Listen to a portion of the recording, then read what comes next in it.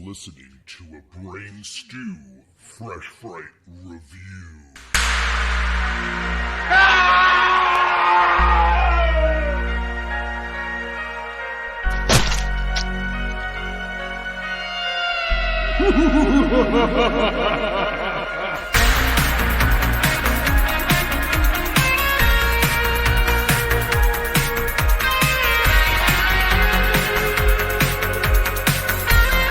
What's up, creeps, and welcome to another brand new Epic Film Guys Fresh Fright review. I'm Justin. I'm Jeremy. I'm BluBrry. Fuck yeah, you are. And this week on the show, we are talking about the newest installment in James Wan's Conjuring universe, the sequel to the movie The Nun, none other than The Nun II. Two. Yes. Just two. It's back when sequels had a 2 after it, the same fucking name as the first one, just a 2 after it. I kind of miss that. Movies don't do that as often anymore. They just kind of add like an additional title underneath the name of the movie. And this one's just, old school. It's going old school. But we're going to be talking about that. And we've got a few other things to talk about before we get to it, including, Jeremy, you and I had a pretty amazing adventure this last weekend. We did. Why don't you tell our listeners all about it, man? We met an Academy Award winner, none other than Vilmer from the Texas Chainsaw Massacre 4. Yes. Matthew McConaughey. It was awesome, dude. It was exhausting, but it was awesome. You know, anything that I do, I go all in. So this was a situation where he was going to be appearing in New Jersey, and it was a professional photo op. It was, you bought his new book, it was $25, and then you got a professional photo op with him from a photographer. And I learned one thing last year from going to the Breaking Bad bottle signing. It's that when you get celebrities of that status that are showing up to an event like that, you got to get there early. So I don't mess around when it comes to this stuff. I left my house at like 1:30 in the morning. I got to this bookstore at like 5:40 in the morning. I set up a fucking lawn chair. I'm like, I'm in it. And maybe half an hour after I got there, another guy showed up. And then people start trickling in. But all I know is that when you're number one, it's guaranteed, baby. It's happening. You don't have to wait in line. There's always a chance somebody can fuck it up, which is always my fear, which is why I'm like, you know what? I want to be first in line before somebody fucks it up. And your ass was first in line. Dude, Rose McGowan, okay? She did a book signing a few years ago, and someone that was at the book signing, like, heckled her. And she literally was like, fuck you, and, like, ripped this person up. And then left, and then literally canceled the rest of her book tour. So that's why I don't take chances with this stuff. I was like, I'm going to be there early. It's going to be great. And dude, that's us showing up early saved us. Tell him. Oh, yeah, 100%. So, yeah, you always tell me the best advice doing these types of events. And my wife decided she wanted to go. What woman wouldn't want to meet Matthew McConaughey? So she said, sure, I'll agree to getting up at 2 in the fucking morning and driving from Virginia to New Jersey to meet him.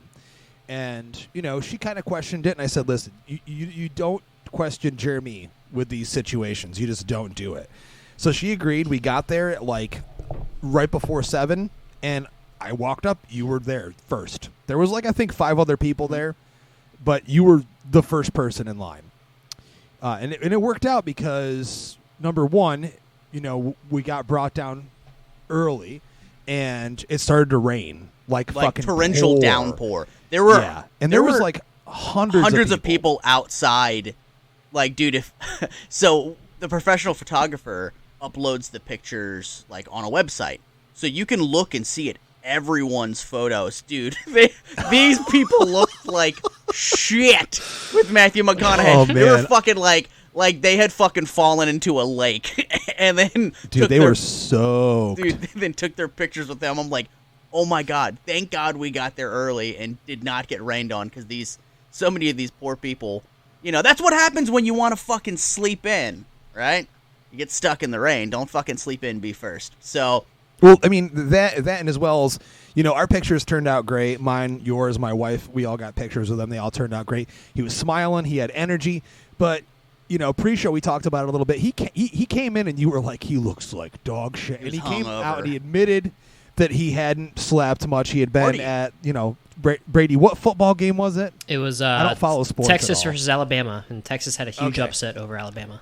So he was in Alabama the night before, didn't sleep at all. He looked hungover as fuck. They gave him a coffee. When he was sipping that coffee, you were like, I could just feel how hungover he was. I was one of... You could tell from the pictures. Oh, yeah. I was one of the first people that could see him because the way that they brought him in, where I was in line, like, I could see him before other people. And when he turned around, I was like, oh, he's fucking hurting. But, dude, I can't move this along until we talk about the drunk lady that showed up at 7 o'clock in the morning. Oh my Dude, God! This 7 in the morning. 7 o'clock in the morning. Oh, she never went to was sleep. She stayed up all night drinking. Dude, she was this skinny. Yeah. She was this skinny Hispanic woman with bleach blonde hair. Dude, she like shambled out of like a minivan with a 22-ounce White Claw with a straw in it. She had a fucking straw, like it was a Red Bull or something like that. And I can't make this up. I swear to God on my life. Hey, the claw is law. Dude, it is. So I swear to God, I can't make this up.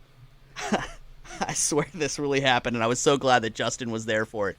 She literally fucking stumbles over to where it's me, Justin, and maybe like 4 or 5 other guys waiting at this point, and she says this. Hey, boys, how about that MTV? Shakira! And I don't know. What? I swear to God on my life.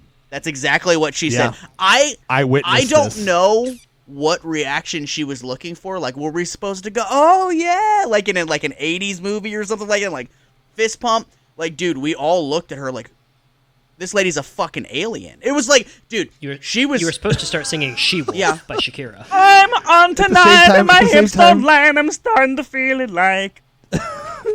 We all at the same time simultaneously all just turned around and ignored her. Then she came over to me and she was like, I love your hair, Godzilla. And I was like, thank you. And then that's when I took the opportunity to be like, I need to go check on my wife in the car because she was getting ready. And Danielle mentioned something later about she was calling her White Claw sparkling water. She was like, I'm just hanging out here drinking my sparkling water. Dude. Like, dude, we could see it's a fucking White Claw. That's not just a and sparkling dude, I felt water. so bad.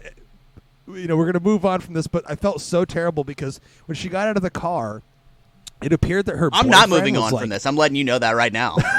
Here's the whole episode, ladies and gentlemen. But he got out of the car. I don't know if he was wasted too, but he had a cane. And when he got out of the car, he almost fell like right over, and someone had to like help him up off the sidewalk. I felt so terrible.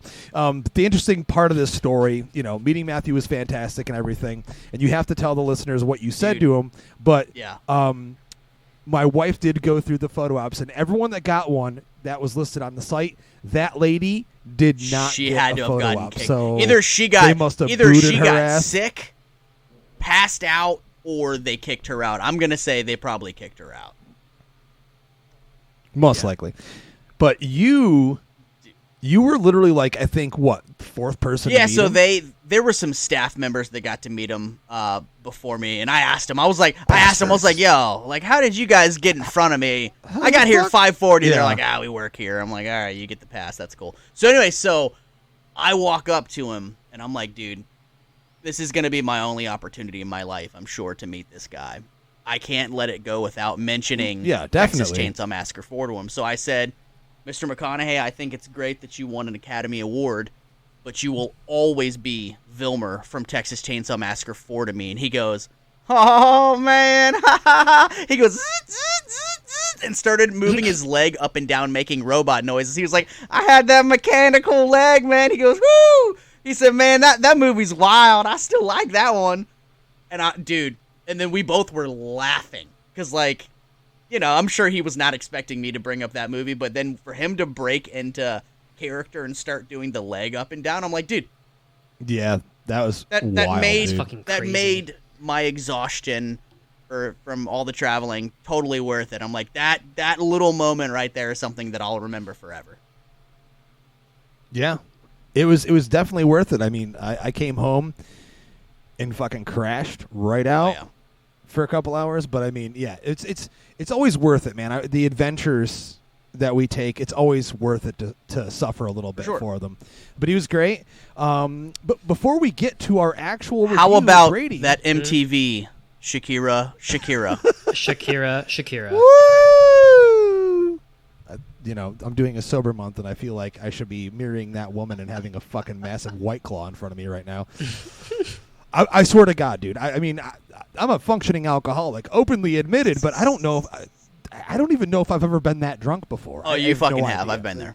Yeah, you have. You have. Listen, you didn't see the lady. And I've never walked up to a crowd of people mumbling that kind of gibberish before. I'm gonna tell a story that's not too embarrassing for you. No, you're not. We're gonna talk about right now. We're gonna move on because today is the day that we received the new trailer for Pet Sematary Bloodlines. Brady, you are our resident Stephen King expert on the show, so do you know what the show is about? Yes. So, Pet Sematary Bloodlines is a prequel to the 2018 Pet Sematary adaptation, but it basically takes a portion of the Pet Sematary book where Judd Crandall is warning Lewis Creed to not go to the Pet Sematary, and he tells the story of when he was young. So Bloodlines takes place in 1969 with a young Judd Crandall who has dreams of leaving his hometown of Ludlow, Maine behind, but he soon discovers sinister secrets buried within and is forced to confront a dark family history that will forever keep him connected to Ludlow. Banding together, Judd and his childhood friends must fight an ancient evil that has gripped Ludlow since its founding, and once unearthed has the power to destroy everything in its path. It's that damn road. They better say it like a bunch. They don't. Say it and for anybody, and times. Longtime listener and friend of the show, Corey, messaged me and said, I don't know. When he says, sometimes dead is better, it sounded like a really hard R. There was no New England, sometimes dead is better, and it's just like, I don't know. Like, cast looks good. Henry Thomas, David Duchovny. I think, for me personally, as the Stephen King guy, I'm excited to see this story told, but it's also such a small portion of the original book that I'm afraid they're going to inflate it way too much, and it's going to lose that luster, and it's just going to be something that really didn't need to happen, and that's my fear. And Stephen King came out, and he even made a tweet that he was like, the story's fine. And he said Duchovny's excellent. He said the secret is always is caring about the characters. But what I'm focused on is he goes, the story is fine. And I'm like, that doesn't give me a lot of confidence. Yeah, usually he gushes over a lot of stuff. Yeah. In his older age, he's definitely gone on a limb and praised a lot of movies that not a lot of people agreed with him on. But at the same time, like, it's his opinion. I mean, this is based on one of his works. I saw the trailer and thought it looked perfectly fine. That horrible thing that is always mentioned on social media where people just, post something and ask why. Well, you know why? Because it's an IP. The last movie didn't bomb, and why not? Like, it's something that's going to go on a streaming service. It's not going in theaters or anything, so it's just additional content. Like Jeremy was saying this a few weeks ago. I forget what we were talking about, but streaming services, they're going to continuously need new content. So this is just more content to be thrown on there. So from what I saw of it, it looks worthy of a watch. Looks like just more Pet Sematary. What do you think, Jeremy? Well, real quick, too, before Jeremy goes, the other thing is, like, why the fuck are there a field of sunflowers in Maine? Like, I live up here. There's no fields of sunflowers. I mean, there should be, though. There should be, though, Brady. It looked like the Texas Chainsaw Massacre movie that came out 2 years ago. That's probably where they filmed it. The really good one? You're talking about the really good one that is really good. The really shitty one that I... Shut your goddamn fucking mouth. Because 2022 was fucking amazing. The one that I had to take a stand for the credibility of this podcast and say was a bad movie. Yeah, that one. I'm going to get Mark Berman to beat your fucking ass. How about that? He's probably too busy making And here we are. But yeah, so, and honestly, our good friend of the show, our biggest patron and supporter, Maurice, good buddy. He actually worked on the show a little bit, gave me a little bit of behind-the-scenes information on what it was like to work on it and his thoughts on it. But I won't go too deep into that. Maybe we'll bring him on the show to talk about it a little bit. But, yes, Jeremy, you watched the trailer. What did you think of it? I never watched the most recent Pet Sematary movie. I never watched it, man. It just it didn't speak to me. It was one of those things that I was like, I feel like I don't need that. I've heard mixed things about it. Some people I've heard they really dig it, and some people I've heard that they didn't particularly care for it. So I should probably watch it, because why not? I've watched way shittier movies. I've watched shittier movies last week. You know what I mean? Dude, you definitely have, for sure. That's I might as well check it out. And the trailer for the new one, it's got some interesting casting choices in it. It was cool to see David Duchovny in something non-X-Files, because it's been a minute. Sure. It looks fine, man. It's kind of one of those things that if you're a fan of that franchise or that story, then absolutely. Otherwise, there was nothing in the trailer that made me go, holy shit, I gotta fucking watch that. You know what did make me say that is Totally Killer from Blumhouse, that's coming out, I think, October 6th or something like that. Yeah. Dude, 100%. That looks fucking awesome. That one has me. We're definitely covering that one, sure, for sure. Cool. That looks fan-fucking-tastic.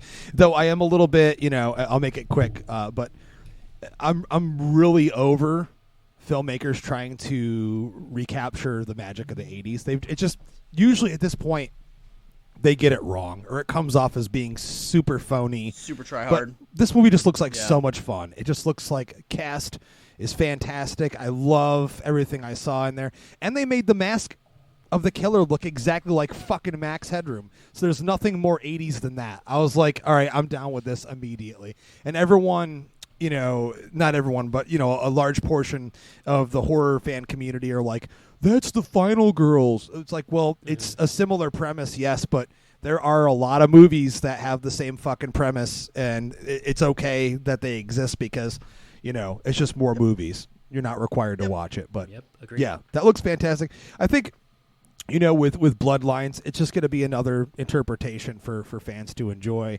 So, hey, again, we've gotten like a million other versions of other franchises, so why the fuck not? And but to be fair, it is like a really chilling part of the story of Pet Sematary. So it has potential. Like I said, I think it's too small of a part of it to be this full-length thing. You never know. I mean, we'll see how... I'm surprised, yeah. We'll see how they stretch it to make it work, but I say don't go down that road. That damn road. You should. Why weren't you? Well, again, they didn't film it there, so that's why you weren't in it. But, ladies and gentlemen, we're about to get to our main feature review. But on our way to Matthew McConaughey, I finally found the coveted Mountain Dew 2023 Voodoo mystery flavor, and I like to make it a thing on the show where I actually do the taste test on the air and try to guess what it is. So I have it in front of me. Boys, I'm going to try this thing out so you can be the proof that I did it. There it is, right there. I've got drink envy. It's mystery flavor. I like the colors, though. The color's fantastic. The There's color like a little semen. mummy. I meant the fucking the label. The Oh, label. idiot. It does look like semen. Actually, someone commented on the photo on Twitter and that's asked, watery semen. "Is it always that color?" I said, "It's not a color. Okay, What is it? it's a texture." Oh, okay. Ew. But no, there's like a cool like That's mohawked, pink mohawked mummy with like fucking rad sunglasses on the side. So love that. Justin, But I'm you about to should take a just sip. submit like a selfie of yourself to like Mountain Dew. Be like, just use this for voodoo. How's it taste? Okay, it's nowhere near. He's like, it tastes like semen. It's nowhere near Salty, You know yet what, Brady? refreshing. If I knew what the fuck that tasted like, I would admit it. I don't know what that tastes like. Sure. Last believe year's, the 2022 was in parentheses a sour candy flavor mystery variant. Yeah. Okay, tasted like Sour Patch Kids to me. This one, It tastes like. Let me get one more sip. Yeah. I'm tasting blue raspberry. I like blue raspberry. Okay. So I'm going to go out on a limb and say, It's blue raspberry. but again, it has to be. They always base it off of a specific candy. Oh, right. So if I had to say so, blue raspberry Airhead, possibly. Ooh, that sounds kind of good. It's not at all sour, because last year was definitely sour. Yeah. And the year before that was Starburst, and the year before that was Skittles, and the year before that was candy corn. Candy corn didn't taste a fucking thing like candy corn. But yes. How fucking sweet is it? It's very sweet. Yeah. I mean, the first thing you taste when you put it in your mouth, Sugar. and it's sugar. Yeah. It's just, and you know, I also have the zero sugar version, which I'll be doing TikTok taste test of that as well, but it's the same fucking flavor either way. I prefer the zero sugar because, hey, the calories and stuff, but I figured for being on the show and it being my dry month leading up to my trip to Salem at the end of the month, I'll be coming up to see you and do some spooky shit. Hell yeah. I'll be going to be posting some spooky shit on the TikTok as well and on the Instagram. But, yeah, so I tasted it. Ladies and gentlemen, I found this at a Sheetz gas station in Pennsylvania. I couldn't find it a single place near me in Virginia or even West Virginia down the way. Was it at the same miles. Sheets that you and I always stop at? No. Oh. No. Because I was going to say, It we was- got it was- that it was- voodoo 2 years ago there. I'll say this much, though. Yeah, that's true. We did. But it was also about as far away from Savannah's on Hannah as that Sheetz. So Savannah's on Hannah, which is Brady's favorite, Strip we'll club. say, yeah. Mhm. Nah, But ladies and it's gentlemen, we're going to Hurricane take Betty's. a quick promo break. And when we come back, we are going to do our featured review, The Nun II. We'll be right back. Hi, this is Mikey. And this is Maddie, and we are the Alone in the Dark podcast. Join us on this nostalgic journey through horror where you will find top 5 themed podcasts. And audio commentaries curated for some of your favorite horror films. If you're into celebrating the best films that came out during a certain year, then you'll really dig our class of episodes. We even repurpose lines from your favorite horror movies to create a brand new story for our special In the World of podcasts. We bring you something different each and every episode, so let us be your video store curators. Fun is guaranteed, and there are never any late fees. Remember, you're never really alone in the dark. And creeps, we're back. And it's time for our Epic Film Guys Fresh Fright review, our featured review on The Nun II. Dose. And Dose. for those unaware of what The Nun II is, if you've never seen one of the Conjuring universe movies, Brady, fill them the fuck in on what this movie's all about. Oh, man. So, The Nun II. We're going to 1956. We're going to France. A priest is murdered, and evil is spreading. It's the sequel to the worldwide hit that follows Sister Irene as she once again comes face to face with Valak, the demon nun. Directed Yeah. by Michael Chavez. Produced by James Wan. Written by Ian Goldberg, Richard Yang, and Akilah Cooper. Released on September 8th to a box office gross of, 32.6 million? Something like that? Yeah, it's currently made already over, it's like 90 million something on a budget of 38.5 million estimated. AKA, there's going to be this a is Nun not- 3. Yeah. Oh, of course there is. And these movies always fucking bank so hard. It doesn't matter the level of quality within the film, the branding alone. If it has to do with the Conjuring universe, any of the Insidious movies, any of that, it is automatically going to make money. There's nothing wrong with that. I'm extremely happy that the movie is making money. But there's a lesson to be learned, and we're going to talk about that in terms of the movies being churned out just because they can churn them out rather than focusing on giving us quality content. Now, you had said Michael Chavez came in to direct this one, Brady. Corin Hardy directed the last one, and I could say right off the bat, I did not like the first Nun movie at all. It had great atmosphere. I loved that it had the essence of a Hammer movie. Felt gothic and all that. It had great visuals and stuff, but it was light on character. I didn't give a shit about anything that was going on, and above all, it wasn't scary to me. I think there's something to be said about James Wan. In Wan we trust. He is our Lord and Savior in a sense. The man is just a perfectionist. He's a master at these types of movies, and it shows when you get someone in there that's not necessarily even remotely close to his level. So with this movie, I from the get-go, I knew it was going to happen. I was just like, I'll give this an opportunity like I give anything else. I think the character, the nun, the best thing we've seen with that character is from The Conjuring 2. That shit is nightmare fuel and absolutely brilliant, and I've just been hoping and waiting for them to come close to that level of terror using the character since then.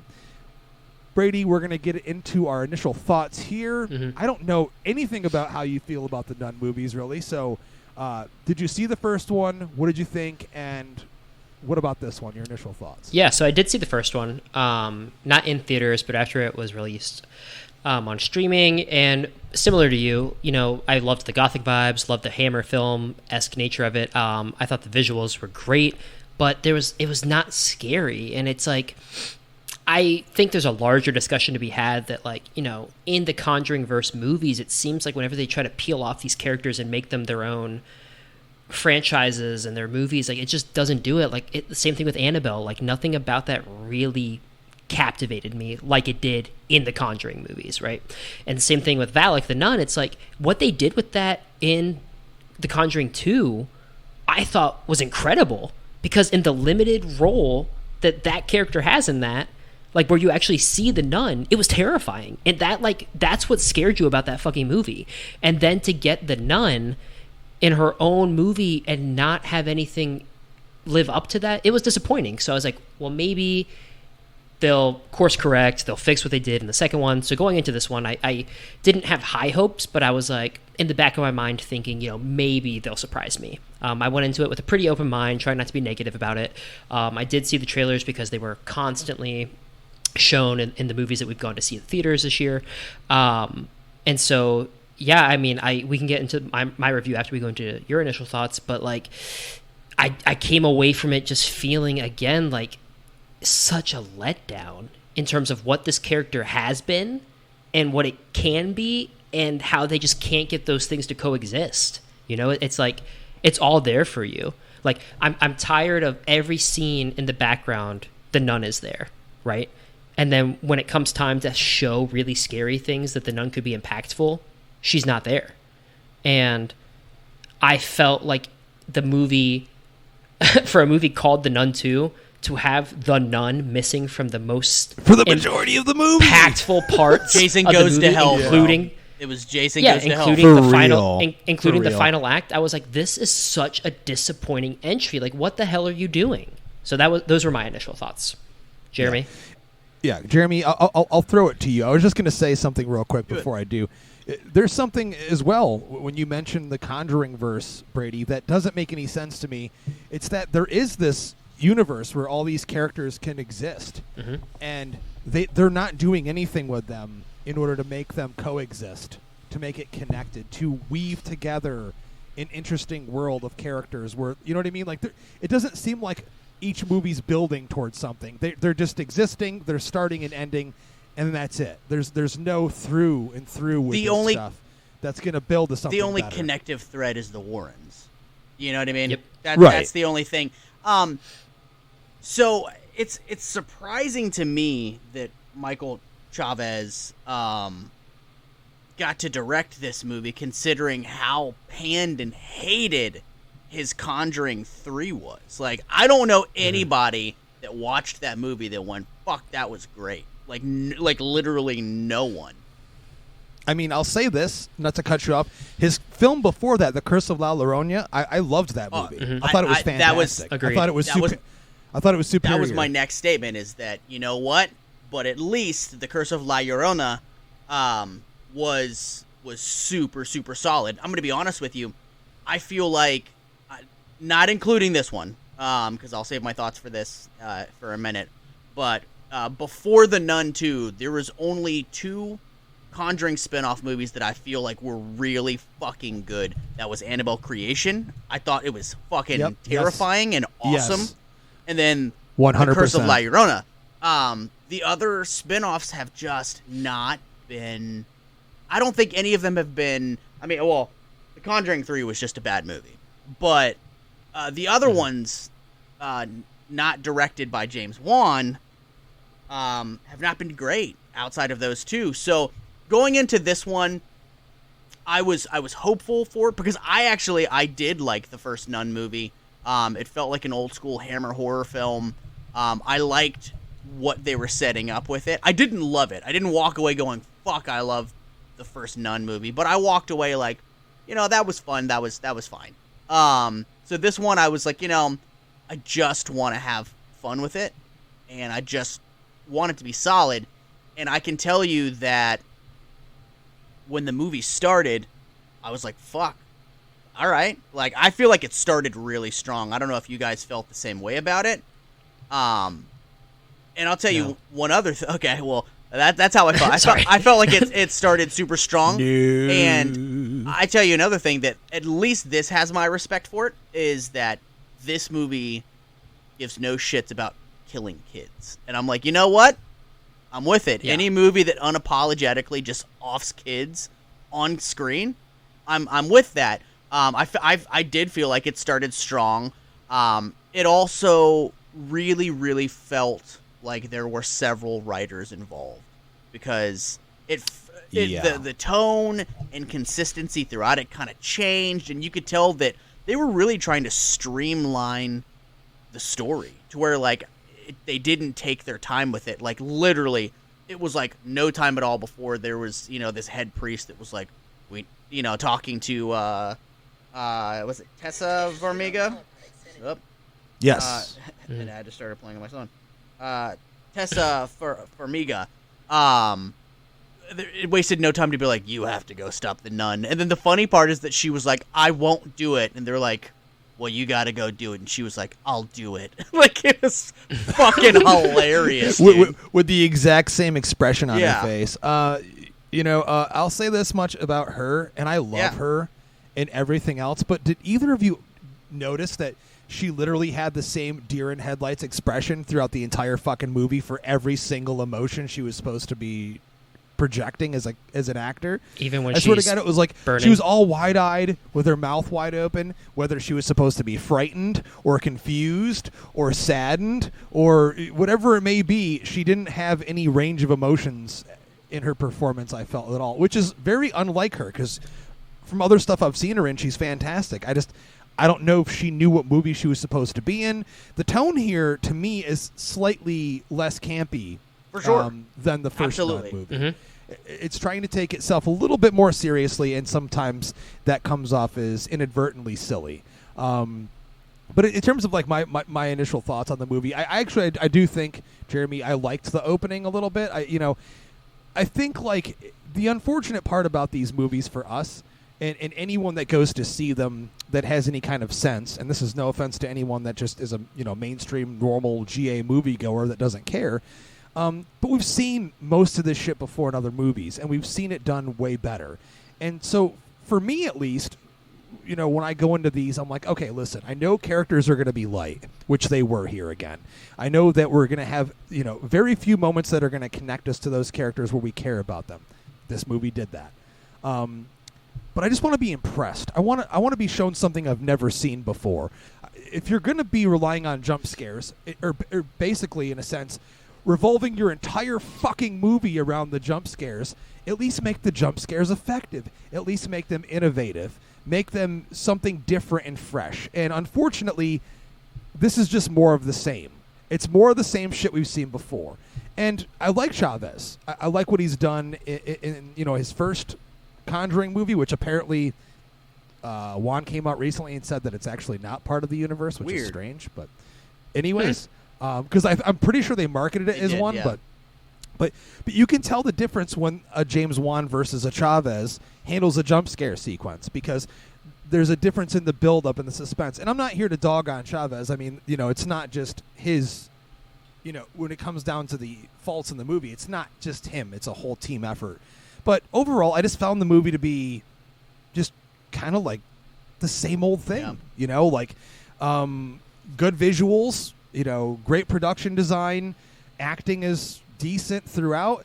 The nun, looks fucking amazing. Yeah. Like the character is just so terrifying. And I'm not going to lie, the movie had a couple great sequences, and we're going to get into the ones that we did like and everything. But overall, this movie just fell flat on its face for me. I think also, there's a couple interviews where Chavez gives where he talks about upping the gore, making this probably the most violent Conjuring verse movie we've seen. And I think that kind of goes into what you were saying about like the lack of character work. It's like I feel like they sacrificed the character work because they're like, people want violence, people want to see brutal murders, and the Nun really like blood splatter, and like I like that. I like the violence aspect. I like Jeremy said, like the killing kids on screen and not being afraid of it. But like you still need to have these characters that you had a little bit of investment in the first one. You need to carry that through. Like you can't just like halt that or like even regress on that. And I feel like he did that. Yeah, I mean, it definitely a good point there. It's okay to build your characters. And general moviegoers will still like all the spooky shit if you have compelling characters. That's not to say all the characters are bad. I mean, I definitely really appreciated what they were attempting to do with the Maurice character and his relationship with the little girl Sophie and, her mom. And, there was a little circle there of characters where you started to care about them a little bit, but they just didn't do nearly enough to follow through with it in the end to really have you rooting for these characters. When you get to the end of the movie, and we're going to, this is, again, ladies and gentlemen, sorry we didn't state it at the beginning. If you listen to this show normally, it's going to be a full spoiler review unless otherwise stated. But by the end of the movie, with the climax of this thing, I want to care about the characters. I want to be at least rooting for them a little bit, even though I want to see them mostly get murdered and killed because we're watching a horror movie and I want to see it spectacularly done. Give me something to really be on their side and be cheering for them. And here it's like, I think, the character of Irene Palmer is supposed to be a hero. She comes off as a wet blanket. I'm just sorry. Like Farmiga, whatever she's doing with this character, and again, she's a fucking nun herself, so it's not like she's going to be this badass action hero, but there's something that could have been done, in her performance and in the writing to make me connect with her, be like, yes, I want to see her defeat Valak, the fucking demon, again, once and for all. And that's something that in our favorite horror films is extremely important. Our final girls or our heroes of the movie, we want to have them be someone we can connect with on a larger level, and I just didn't feel that here. The other thing too is like, I don't know, like I agree with all of that, but the dialogue in the script was also pretty shitty at points, and like everything with Storm Reed's Deborah and Farmiga's Irene, it's like you have this concept that we've seen in Exorcist movies before. I think it's done the best in the original Exorcist, but this lack of faith, right? And how you have to defeat the demon by renewing your faith in your higher power and being able to defeat it. And like they start that off pretty early in the film to the point where you're like, okay, I know exactly what's going to happen. Like now I've singled this character of Deborah out to be like, at the end, you're going to come save the day because Irene can't do it. And you're going to have all of a sudden this epiphany moment where you're like, I have faith. And then the demon's killed. And like, that's exactly what fucking happens. Not to go too far ahead, but it's like, you could have gone much better with the writing, and you could have had a more conflicted character in this Deborah, if that's what you're going to do. So like, sure, you're going to let Irene take a back seat and make Deborah the highlight here, but like, you still gave her shitty writing. So like there was nothing to get invested in with those two characters. Like what am I supposed to do? Like the best part was Kate, who's one of the fucking sisters from the Chronicles of Narnia, And it's like I was like, that's great that you noticed that. That's all I could think the whole time. I was like, oh my god, that's fucking Susan Pevensey from Narnia. You know what though? I'll say this much: she was great in the movie. I actually really connected with her. She was so down to earth. She was such an adorable character. And someone that, it felt like real world out of all these characters that were kind of more heightened. And that's great, and I love what she did, but, like, again, like, the two main characters that you're supposed to want to invest in are Irene and Deborah, because they're taking on Valak. Like, they're the ones who end up in the final showdown, and they just fell flat to me, so... Yeah, the Deborah character altogether just felt like a sidekick that was just shoehorned in. And I love what Storm Reed did in Lee Winnell's The Invisible Man. I thought she was great as the daughter who's like kind of caught in that crossfire. So I had a lot of expectation going into it, and I think she got handed shitty writing. Nothing felt earned in this movie. Again, going back to the priest being like, the church wants you to go defeat this demon because you've already done it once, and it was like, okay, well, no, I'm not gonna do it. Well, you're gonna go do this for the church. Okay, I'll go do it. It's like, oh, okay, well, there's that. And then it's the same thing with Storm Reed's character, with Deborah. It was like, oh, I don't know if I have faith. And then, I've never seen a miracle. And then in the finale, something happens where which is absolutely where ridiculous. all of a sudden she goes, Yeah, that was it was so that bad. was a miracle. Like, the moment didn't feel earned. Like, and I'll tell you guys this right now. All of a sudden, the movie just fucking ended. I didn't even know we were at that point where it was like, oh, it's ending right here, right now. Demon, demised. Here we go. And then all of a sudden it was just like, oh shit, that was the finale. Like, that was it. That's how like, now we're wrapping the movie up. Like, I didn't even realize that we were at that point in the movie until it was at that point in the movie. And I'm like, okay, so really, really weak third act. Yeah, very anticlimactic. And I'm just going to say it, man. I'm just going to say it. Because it connects with a line that's mentioned when they're on their way to their first location to investigate this whole thing. They're on the train, and they're talking about turning wine into the blood of Jesus Christ. And that is what happens at the end of the movie, where all these barrels of Jesus fucking Christ. wine, where the character of Deborah instantly has her faith, and then together with Irene, they are able to turn the red wine into the blood of Christ, and it all fucking pours out as like fountains on the nun. And then, of course, the visual aspect of seeing the nun like disintegrate and rot in the midair was really cool. But it was like this silliest shit I feel like I've seen in a horror movie all year long. It was just absolutely just ridiculous. Well, because it goes back to, like, I like how they were like, all right, cool, like, the nun survived and went into Maurice, and now Maurice is taking the nun from point to point to look for this other relic, which are the eyes of St. Lucy. Like, I liked that. I thought that was cool. And they were like, you have to get to the eyes of Lucy first, and because it could be a weapon for you, but if the nun gets it, who knows? Maybe the nun is a fallen angel. And then that's what happens. They use it. You think the nun is defeated, but you don't really if you watch these movies. And then the nun gets the eyes and gets all this power. And then, yeah, it was just like, I remember as soon as the barrels burst, I went with my friend Nick, and I was like, I audibly in the theater said, you've got to be kidding me. And like, it was so unbelievable that, like, this is what you do. Like, because in the first movie, wasn't that how they killed her? The blood of Christ? Like, they had this, like, old blood of Jesus. And so now this is supposed to be the blood of Jesus, too? Well, apparently they haven't learned that doesn't work because the fucking demon came back anyway. So they're just like, oh, okay, we're just going to do the same thing again and hope that it goes away for a while until 2 years from now they're going to ask me to come back and fight the thing again. Yeah. It's lack of creativity, and again, it's like this whole generic idea that we have to use something to do with because it is a religious thing, but the blood of Christ once again, and to me again, turning the wine. Okay, whatever. It's a horror movie. It's supposed to be fantasy, but it just came off as really silly, and as Jeremy said perfectly, very unearned. It was just too little, too late. Now, I think again, the visual aspect of the movie is fantastic, and I have to mention, because I don't want to dog on the movie the whole time, one of my favorite parts of the movie, and I liked it earlier on when the bullies bring in Sophie into that chapel where they play that game where you look through the goat's eye, the light shines through the goat's eye, and it's like you're like playing with the devil basically. Later on in the movie, like, they utilize that in order to find the eyes that are in the ground. And then we actually see this fucking goat demon devil creature come alive. And I will say this, the visual aspect of that was brilliant. I loved that. Yeah. That was terrifying. I loved everything they did with that. It stalks these children. It's stalking these little girls. And they're like running from it and they're hiding. That was some terrifying shit, man. That visual, it like comes, it's like walking through down the stairs and you just see it through the banister, like the silhouette.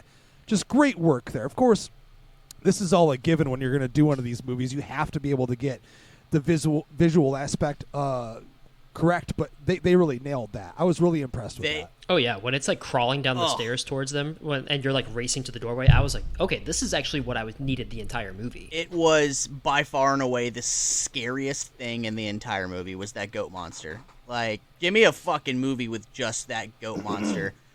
There's three things that I loved about this movie.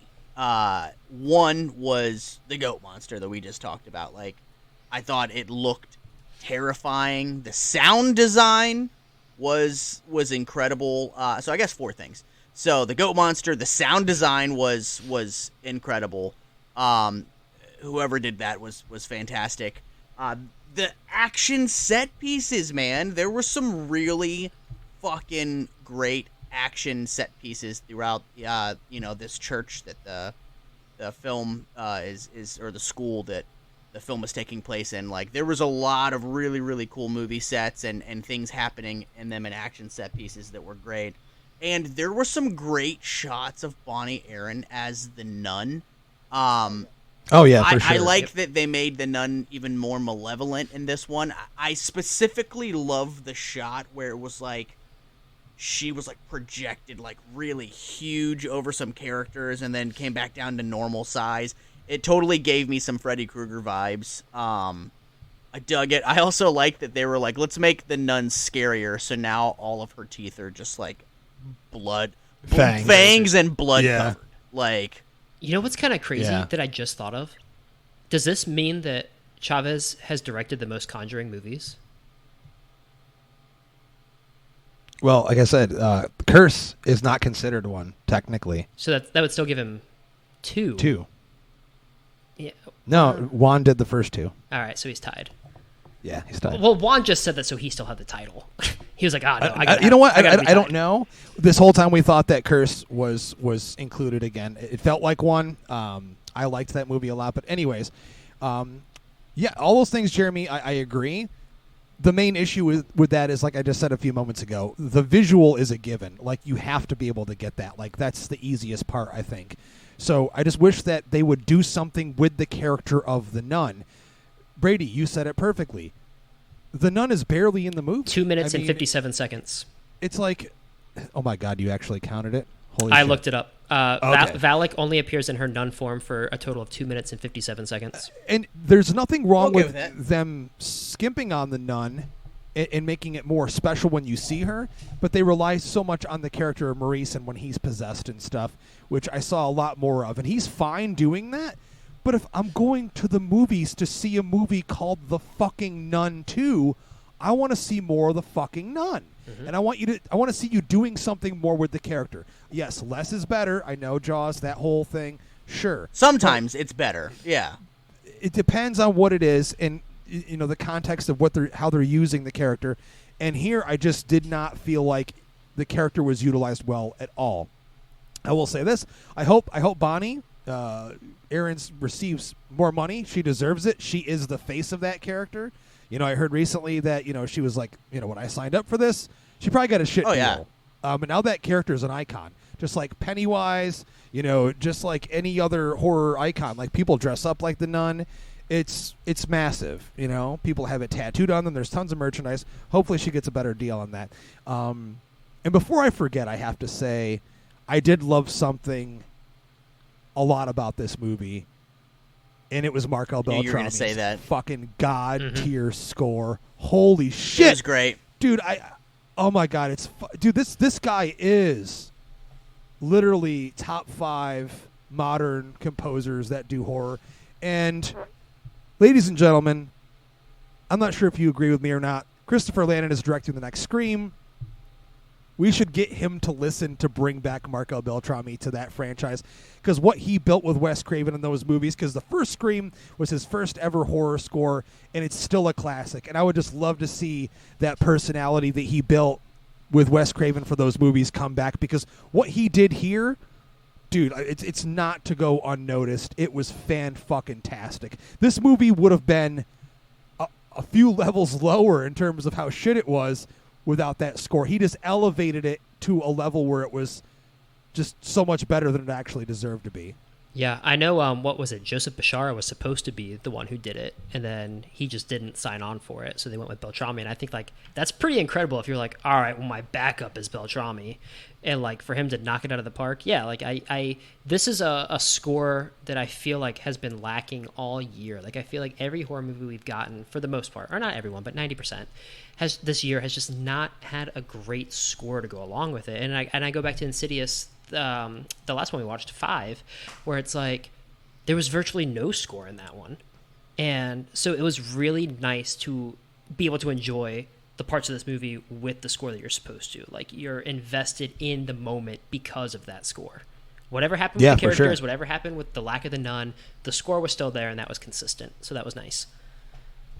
Yeah, it was terrifying, man. I mean, that's funny because when I left the theater, I was like, you know what? This movie was what it was. It was forgettable. I'm probably never going to watch it again. The first thing I did when I got in the car was went on to Apple Music, and they had the score. I threw it fucking on and listened to it on the way home, and I've been listening to it every day since. So at least the movie connected with me on that level. I was going to ask you guys, what did you think of the scene with Madame Laurent being killed by the nun who's taking on the form of like her dead son? With like the Eucharist like thrown at her son looked fucking laughable. He looked like a member of Twisted or ICP or some shit with that makeup job. I laughed when he came out around the corner. I legit laughed. I was like, it looked like bad Halloween makeup. I loved that scene. I thought it was super effective, dude. A lot of the kill scenes were surprisingly grisly for what we typically get with these kind of movies, and I kind of fucking love that. Like, so listen, I'm not shitting on this thing in entirety. There were a lot of things in this movie that I really loved, and the brutality of killing these fucking kids and this old woman, and the way that the nun again was using her dead son to do so. Like, man, some really solid stuff going on in there. Despite some less than stellar I liked the stuff, death yeah. scene. The death scene was fantastic, and it was bloody. You saw her laying in a fucking pool of blood, man. Like. Again, it is considered taboo to kill old people and children, and this movie went for both. Kill them all. And you know, we're seeing the bully character, the bully girl. I forget her name. I apologize. You see her get stabbed through the fucking shoulder, man. You know, like brutally. Oh, She's with the like horn. Shrieking. Yeah, with the good. horn. So it's so there again. The movie's not. I wouldn't say the movie's terrible by any means. I think the most frustrating thing about this, and this is something I say all the time, is when you can see a fantastic movie within the movie you're watching that's not really that good. Yeah. You know what I mean? Like, you can see the potential for where the movie could have gone had there been more time taken with script, with character, with trying to be more creative with what to do with the titular character, the nun, where it seems like they just settle with these Conjuring sequels. Yeah. It's just unfortunate because that's what they've been doing. Even the last Insidious, it was the same thing. It's like, you know what? People like this. The jump scares work. And I'm not saying every jump scare sucked. Another thing I can say that's positive, and we all saw it in the trailer 100 fucking times, but that newsstand scene, you know, where Irene's standing there, that was extremely effective. I loved the visual nature of that. I loved how the magazines were flipping. It was very eerie. It was beautifully done. And when you know, Valak grabs her by the throat, it still got me, even though I saw it in the theater 100 times. So again, there's some praise there. What part got me was when it was similar to that. That one got me, but also when Sophie is coming from upstairs and looks at the wall, and you can just see like the shadow of the form on the wall, and then Valak pops out. That one got me, and like it's coming, but it was good. So fucking good. And I was like, cool. Like it. So the movie does have moments of brilliance, but it's just like, why couldn't that have been like, why did you have to blow your wad with showing the nun in every background scene in the first 2 acts of the movie and then leave her out of the last? Interesting ideas, interesting choices, and we saw how it was executed and what the end result was. Boys, I think we're down to it. I think we got to get to final thoughts and trash it or treasure it. Jeremy, let's hear it from you first. Your your final thoughts and trash it or treasure it. A lot of great things in here. I still enjoyed the movie on a level of it entertained me from beginning till end. It's brutal. Score was great. Action set pieces were awesome. Sets were awesome. But it phoned in a lot of stuff, and like I said, the third act was really the weakest part of it for me. I can forgive a lot of things. Listen, us horror fans, we got to sit through a lot of shit to get some diamonds in the rough with our genre, because a lot of times these studios, they think they know what we want, and they slop stuff together, and that's what we get. And let's face it, the Conjuring films, they print money. So, you know, I don't think any filmmaker ever goes into something with just like, hey, this is going to make money no matter what. Let's just fucking do it. Who cares? I think they tried to make a great, interesting movie, and I just think that a lot of it did not work. When we do Trash It or Treasure It, I gauge, since this is not a rating scale, you know what I mean? Like, so for me, it always comes down to, will I be excited to watch this again in a year? And if the answer is no for me, then I trash it, because I can't in good faith say that I'm going to treasure something that I'm like, I don't even think I'm going to watch this next year or give a shit. So I'm going to have to trash it, because it just, even though there are a lot of things that I like about it, it felt like a wasted opportunity in a lot of other ways. And this will not be something that I race back to rewatch in a year or 2 years or even 3 years. I haven't even gone back and rewatched the first Nun yet. So, I mean, there's that. So I'm going to trash it. Yeah. Brady. Yeah. Easy to follow that one. It's just like, it's a movie just of missed opportunity. And it's, like I said at the beginning, it feels like, for me personally, that's all of these spin-offs of the Conjuring verse. And it's almost like these writers get together and they think way too far ahead. And they're like, oh my God, like think like 5 or 6 movies down the road where this thing's just popping one out every year like Saw. And they get so caught up in that, like they can't see the forest for the trees, you know? And it's like, then these movies suffer in the meantime. And sure, if you peel it back to like the vision, so the nun is being carried through the sky and nobody knows it and is just tracking down this relic. Cool. I like it. I like that direction that you're going in.